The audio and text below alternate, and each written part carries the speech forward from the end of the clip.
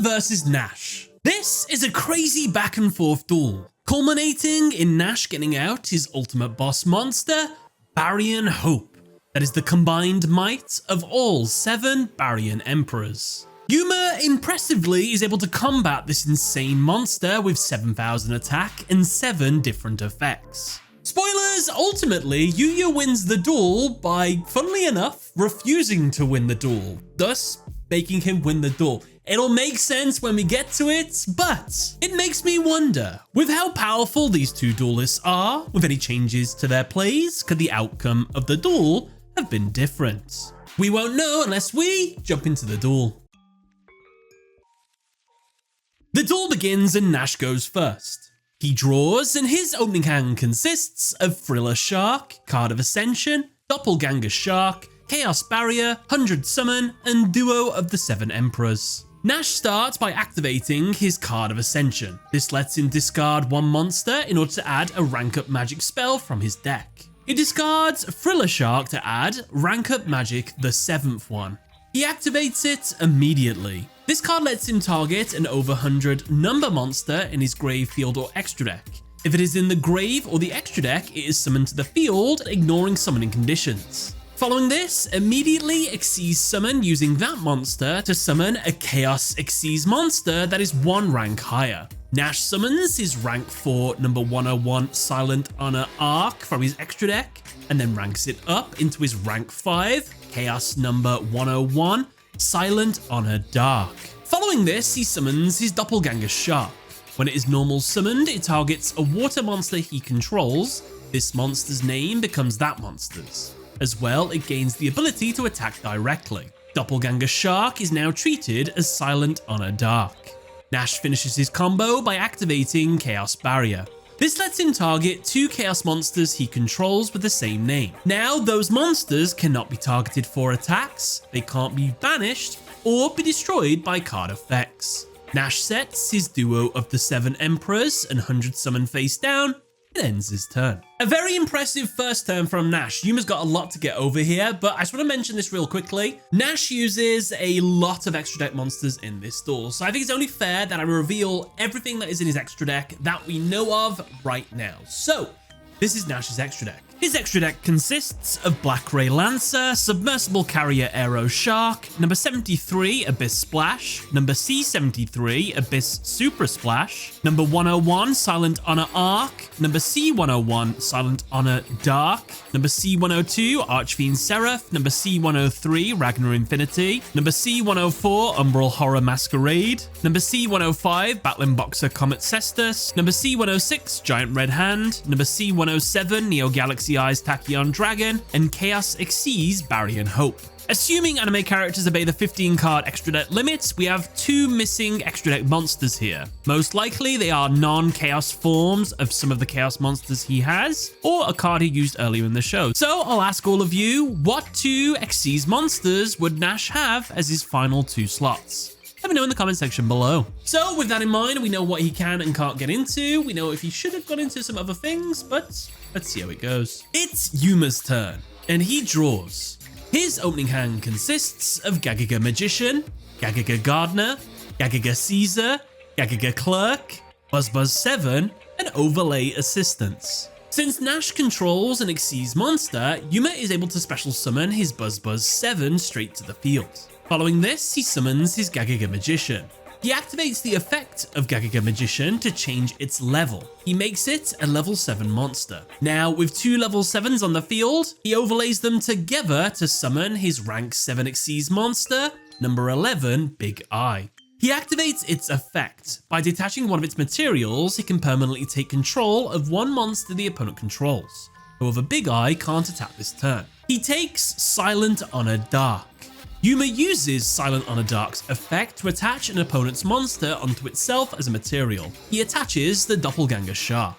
And just to reiterate, Yuma did really well here. Because of Chaos Barrier that Nash has on the field, he couldn't banish them, he couldn't attack into them, and he couldn't destroy them card effects. So he did well. Yuma enters his battle phase and attacks Nash directly. Nash takes the first damage of the duel.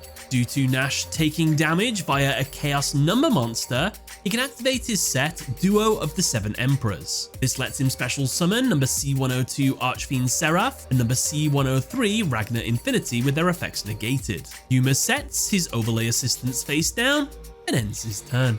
It's back to Nash, and he draws Chaos 100 Universe. Nash moves straight into his battle phase and uses Ragnar Infinity to attack and destroy Big Eye. Archfiend Seraph then attacks and destroys Silent Honor Dark. Due to Silent Honor Dark's effect, since it was destroyed while it had a Chaos monster as a material, it resummons itself back to the field, and then increases the owner's life points by its attack. Since Silent Honor Dark was originally Nash's monster, it summons itself back to Nash's field and increases his life points by 2,800. Now, with another monster on the field, Nash orders Silent Honor Dark to attack Yuma directly. Yuma, however, activates the effect of Gagiga Gardener in his hand. Since a direct attack was declared, it summons itself to the field into attack. A replay occurs and Silent Honor Dark destroys it. Nash sets Chaos 100 Universe face down and ends his turn. It's Yuma's turn, and he draws Utopia Sword. Yuma summons his Gagiga Caesar to the field. Now, since there is a Gagiga monster on his field, he can special summon Gagiga Clerk from his hand. Yuma activates the effect of Gagiga Caesar. He can banish a Gagiga monster in the grave to change the level of all face-up monsters he controls to the same level as the banished monster. He banishes Gagiga Magician to make all of his monsters level 4. With 2 level 4 monsters, Yuma overlays them together to summon his rank 4, number 39 Utopia. Yuma equips Utopia with his Utopia Sword. This increases its attack by 800 and makes it so that if the equipped monster destroys an opponent's monster by battle, this card can be sent to the grave to destroy all other monsters on the field. Yuma enters his battle phase and uses Utopia to attack and destroy Silent Honor Dark. He sends his Utopia Sword to the grave and wipes out the rest of Nash's monsters. Since a Chaos over 100 number monster was destroyed, Nash can activate his set Chaos 100 Universe. This lets him special summon every over 100 Chaos number destroyed back to the field. However, by doing this, he also must special summon from his extra deck to the opponent's field an equal number of over 100 Chaos monsters to Yuma's field into defense. However, every monster summoned by this effect has its effects negated. Nash summons to his side of the field C101 Silent Honor Dark, C102 Archfiend Seraph, C103 Ragnar Infinity. Yuma receives number C104 Umbral Horror Masquerade, number C105 Battling Boxer Comet Cestus, and number C106 Giant Red Hand. Yuma ends his turn. It's Nash's turn, and he draws Chaos Tempest Draw. Since he has at least 3 over 100 numbers, he activates his set 100 Summon. This card lets him summon an over 100 number from his extra deck, but its effects are negated and it's shuffled back into the extra deck during the end phase. Nash summons his Chaos number 107, Neo Galaxy Eyes Tachyon Dragon. With this play, all 7 Baryon Emperor monsters are on the field at the same time. Nash moves into his ultimate play. Using the effect of his Chaos Xyz Baryon Hope in his extra deck, it makes all over 100 number monsters on the field be treated as level 7 monsters. By doing this, he can use all of them as Xyz materials. He overlays all 7 on both sides of the field to summon his rank 7 Chaos Xyz Baryon Hope. Its effect is it gains 1000 attack for each of its overlay materials. With 7, it gains 7000 attack. Its other effect is, quick effect, you can target 1 Xyz material on this card, use one of its effects by either detaching a material or paying 400 life points. The caveats though are you can only choose effects that require the detaching of an Xyz material, and the material can't be chosen again with this effect for the rest of this turn. Essentially, this monster has 7 different effects, and it's crazy strong. And it's also worth mentioning now, Nash will only ever pay 400 life points to use this monster's effect, because all the Baryons are gone now. These are all representations of the Baryons, so he doesn't want to send them to the graveyard. So he's always going to choose to do life point damage instead of sending them to the grave. Would this have changed the outcome of the duel if he did sort of just do a bit of both?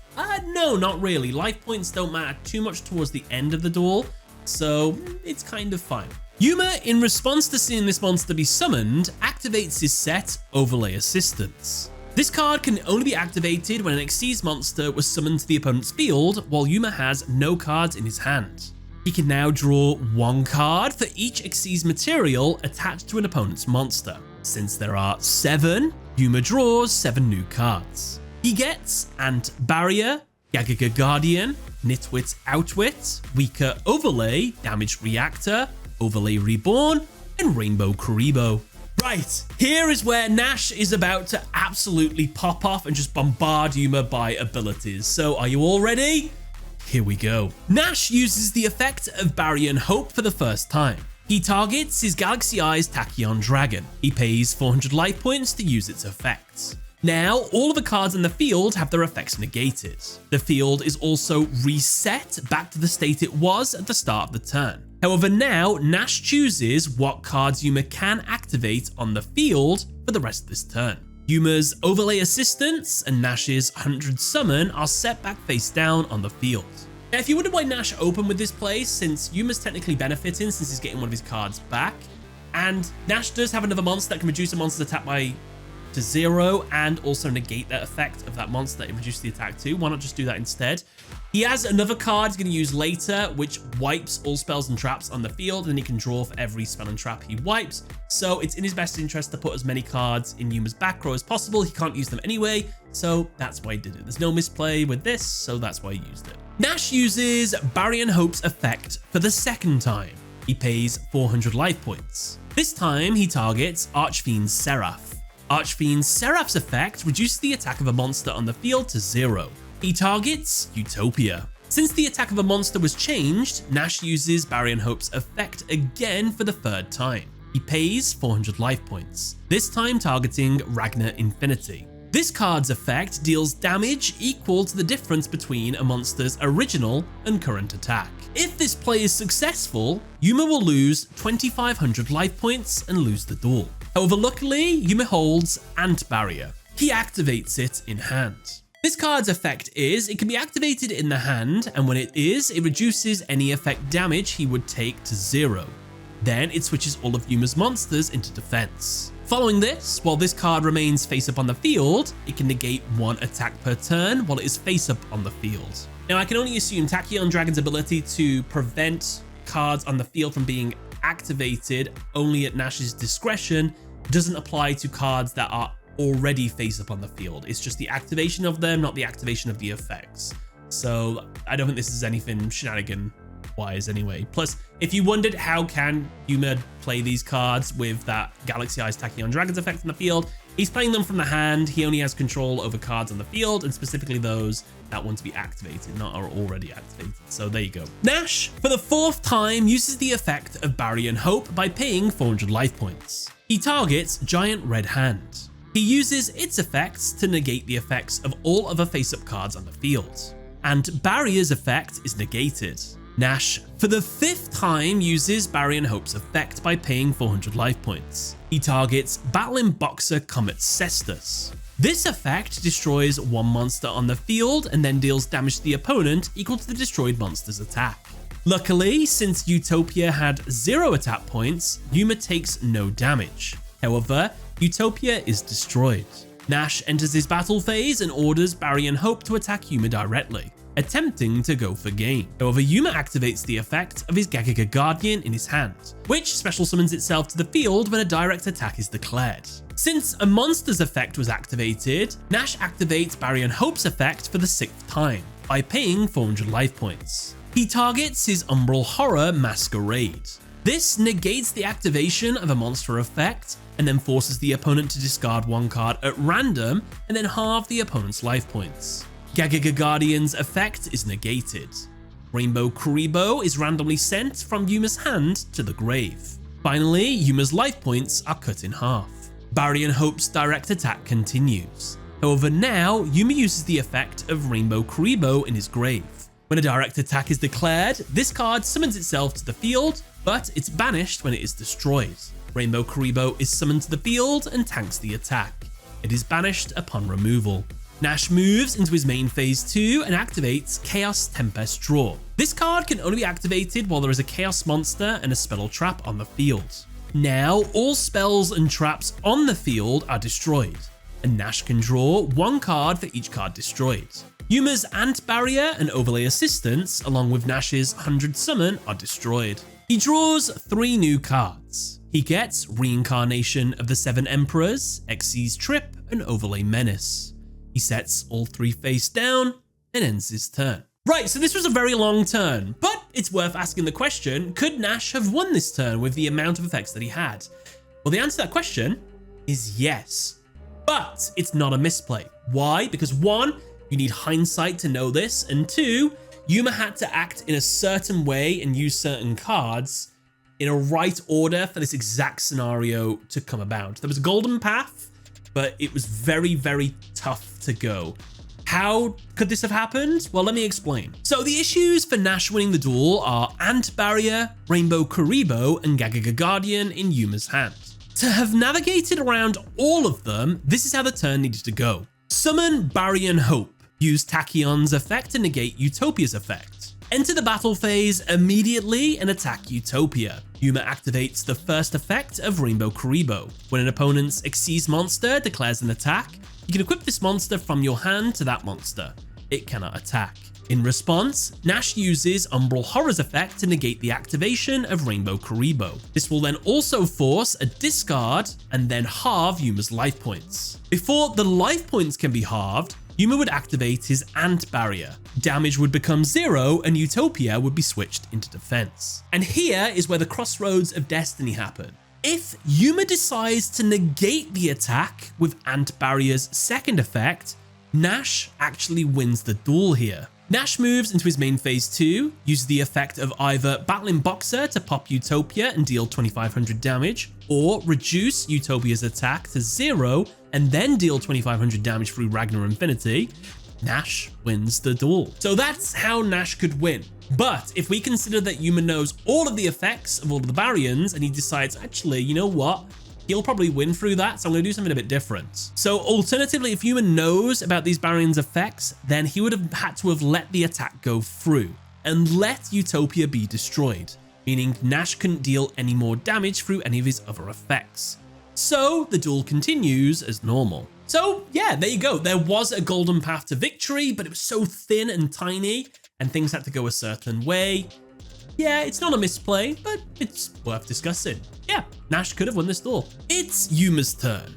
On the back foot, he and Astral Zexal morph into their ultimate Zexal form. Yuma performs a Shining Draw. This lets him draw any card he wishes, even if that card doesn't exist. He uses his Shining Draw to get Rank Up Magic Astral Force. Yuma activates his Overlay Reborn. This card lets him discard 1 level 4 or lower monster in order to special summon a rank 4 or lower Xyz monster in his grave. He can then detach materials from opponent's monsters equal to the rank of the summoned monster. Yuma discards Gagaga Guardian to summon Utopia. Yuma then attempts to detach 4 materials from Baryon Hope, but Nash activates his Overlay Menace. Since an Xyz material attached to an Xyz monster he controls would be affected by a card effect, now Xyz materials attached to monsters he controls are unaffected by other card effects until the end phase. Nash can then draw 1 card and gain 500 life points for each Xyz material attached to a monster he controls. Nash draws Skull Kraken and then gains 3500 life points. Since Yuma's Overlay Reborn's effect whiffed, its detrimental effect kicks in. Since no Xyz materials were sent to the grave through its effect, Utopia's attack becomes 0 and its effects are negated. Yuma follows up this play by activating his Rank Up Magic Astral Force. By targeting the highest ranked monster on his side of the field, he can Xyz summon using it as material a monster that is 1 or 2 ranks higher. Yuma ranks Utopia up into the rank 6, number 39, Utopia Beyond. This monster's effects are: cards Yuma controls are unaffected by opponent's card's effects. If this card is Xyz summoned by ranking up number 39 Utopia, it also possesses these effects. During your battle phase, the attack of all monsters your opponent controls becomes 0. During either player's battle phase, you can detach one Xyz material from this card, banish one face-up Xyz monster you control, then special summon one number 39 Utopia from your graveyard, and if you do, gain life points equal to half its attack. Yuma enters his battle phase and orders Utopia Beyond to attack Barry and Hope. He uses the effect of Utopia Beyond to reduce the attack of Barry and Hope to 0. Nash is unable to use Umbral Horror's negate ability since all cards in Yuma's field are now unaffected by opponent's card effects. Nash, however, activates his set Xyz Trip. When an opponent's Xyz monster declares an attack, Nash can pay life points equal to the attack of the attacking monster to instantly end the battle phase. Nash pays 3,000 life points to end the battle phase. This play works because Nash is affecting the player and not any of the cards on the field. Yuma sets his weaker overlay, Nitwit Outwit, and Damage Reactor face down and ends his turn. Barry and Hope's attack returns to normal. It's Nash's turn, and he draws Draw of Fates. Nash moves into his battle phase and attacks Utopia Beyond. However, Yuma plays his set Weaker Overlay. Since two Xyz monsters are battling, the monster with the fewer Xyz materials gains 600 attack for each Xyz material attached to the opponent's Xyz monster. Utopia Beyond gains 4,200 attack, making it stronger than Barry and Hope. Since there is now a monster on Yuma's field with modified attack, Nash activates his Barry and Hope's effect by paying 400 life points. He targets Ragnar Infinity, which deals damage based on the difference of monster's original and current attack.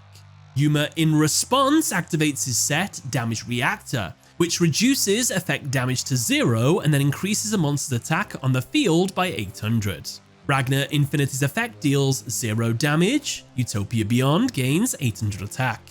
Barry and Hope's attack continues, and is unfortunately destroyed in the battle against Utopia. However, before damage can be dealt, since an Xyz monster attached with a Chaos over 100 number was destroyed by battle, Nash can activate his set trap, Reincarnation of the Seven Emperors. Now, any battle damage taken from that battle becomes 0. The destroyed monster and all its materials are banished. Following this, a rank 3 or lower Xyz monster is special summoned to the field from the extra deck. Then, at the end of this turn's battle phase, inflict damage to the opponent equal to the attack of the monster special summoned by this effect. The 7 Chaos over 100 numbers, along with Barry and Hope, are banished. Nash summons his Black Ray Lancer. Before Yuma can take the damage from Reincarnation of the Seven Emperors effect, he activates Utopia Beyond's final effect.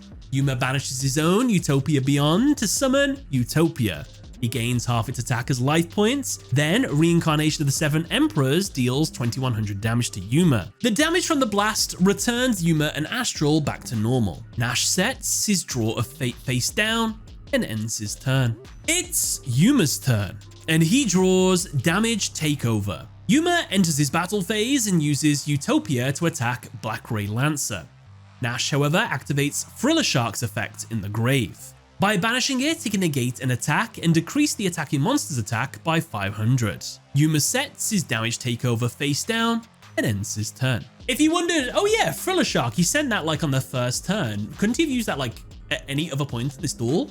No, Thriller Shark's effect can only be used when a fish, sea serpent, or aqua type monster is attacked. Barry and Hope has been on the field for the majority of this duel, and it's a warrior monster, so there was no chance of using it. And just before we get to the penultimate turn, don't forget to subscribe because I make these videos all the time, and if you're subscribed, you'll never miss one. And if you're an absolute legend, hit that notification bell as well. It's Nash's turn, and the penultimate turn of the duel. He draws and gets Xyz Treasure. He activates it immediately. This card lets him draw a card for each Xyz monster on the field. Since there are 2, he draws 2 new cards. He gets Big Jaws and Rebirth of the Seven Emperors. Since a normal spell was activated this turn, Big Jaws can be special summoned to the field. Following this, Nash normal summons his Skull Kraken. With 2 level 3 monsters on his field, he overlays them to Xyz summon his rank 3 submersible carrier Aero Shark. He uses Aero Shark's effect by detaching one of its materials.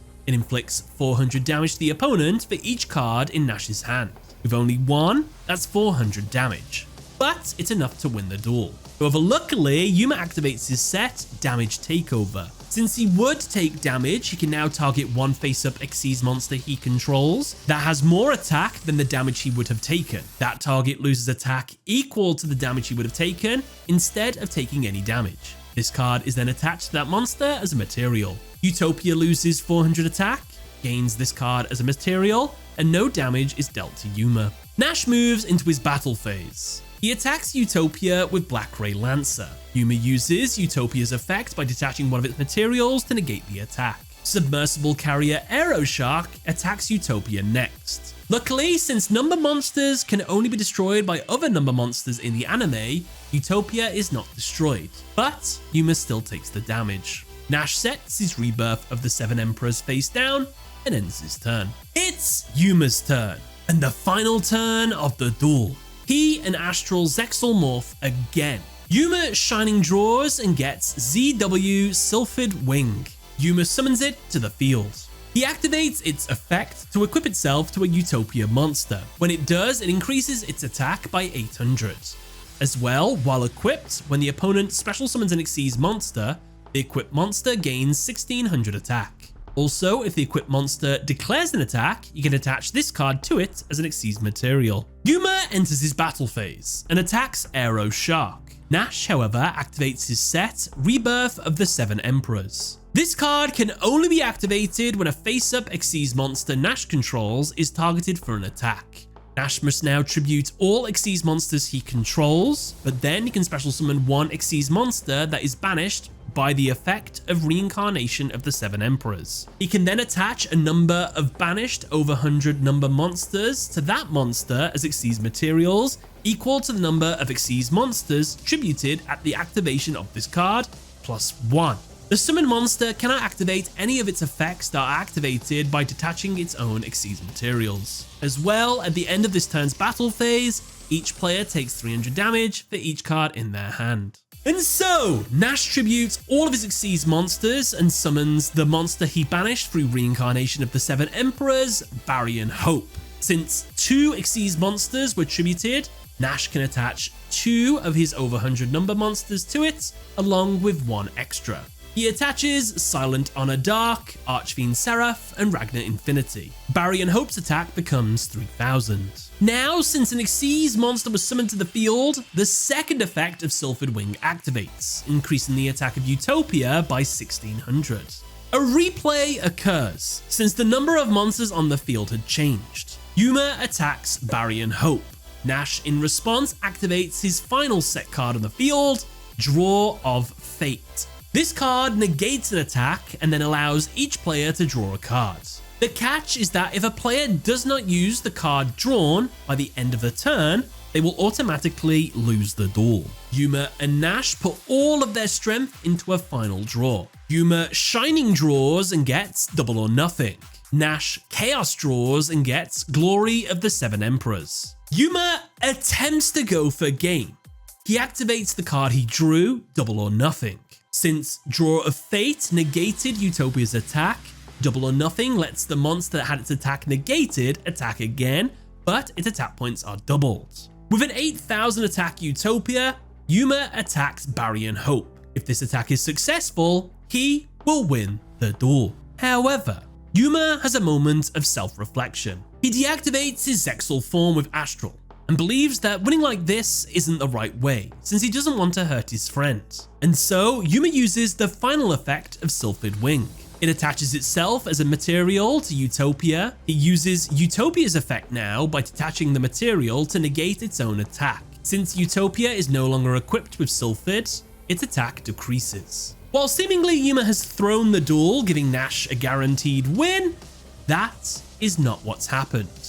Yuma has actually made the right decision, and Nash reveals why. He activates the card in his hand he drew through Card of Fate, Glory of the Seven Emperors. This card can be activated from the hand during the opponent's turn if he controls a Chaos monster. Nash can target one face-up Xyz monster he controls, and then attach all banished Chaos over 100 number monsters to that monster as Xyz materials. This turn, that target cannot be destroyed by battle. Also, your opponent takes any battle damage you would have taken from battles involving that target. Then during this turn's end phase, your life points become equal to the total change in your opponent's life points after this card's resolution. What does this all mean? Well, if Yuma had attacked Barrier and Hope, he would have lost the duel. As Yuma's turn comes to an end, the final effect of Rebirth of the 7 Emperors activates, which deals damage for each card in each player's hand. Since neither duelist has any cards, no damage is dealt. Following this, Glory of the 7 Emperors final effect activates. Nash's life points now become equal to the total change in Yuma's life points as a result of this card being activated. Since nothing happened to Yuma's life points, Nash's life points become equal to nothing. With no life points, Nash loses the duel. Now, if you're going to jump in and say, wait a minute, couldn't he have just not used that card to reveal to Yuma he would have lost if he would have attacked? Because now his life points go down to 0. If he didn't use that, his life points would have gone down to 0. True, but 1, he would have lost 400 life points because he would have had a card in his hand. And 2, he had to activate that card because it was added through Card of Fate. If he doesn't activate it, then at the end of the turn, he automatically loses the duel. So Nash was in a rock and a hard place. The only way he would have won is if Yuma attacked him, but Yuma chose friendship over victory, and friendship actually caused him to win the duel. It's a pretty cool ending to a duel. But with that, don't forget to subscribe and let me know what duel you would like to see next. Thank you all for watching. Check out one of these videos if you fancy. Catch you later.